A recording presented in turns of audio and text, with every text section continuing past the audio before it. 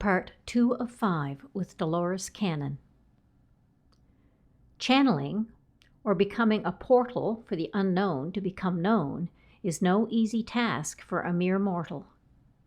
You kind of have to morph into something else in order to serve something else.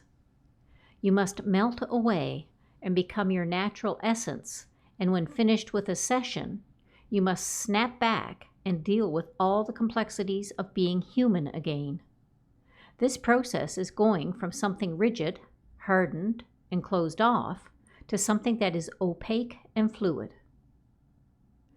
Translating communication from an entity without a body, or even an entity with one, but in another dimension, is a rare gift. I had it, and Rick has it.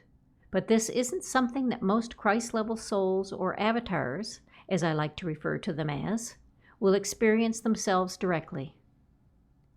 A channel is like a TV station. It is powerful enough to transmit to many, and then the many rebroadcast the content in different ways. The vast majority of avatars experience the unknown world and their connection to it through a deep sense of knowing. It is something they know they have now, but didn't have when they were lost in the fog or asleep at the wheel. Now, there's a bona fide human for you, asleep at the wheel. Once Christ matures and takes over the body or consumes it, then going asleep again is impossible. We've said that the opposite of being asleep is being awake, or, more accurately put, being aware.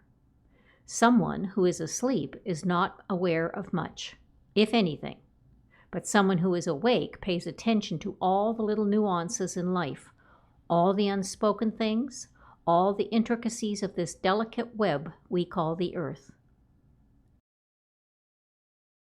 With love, Dolores.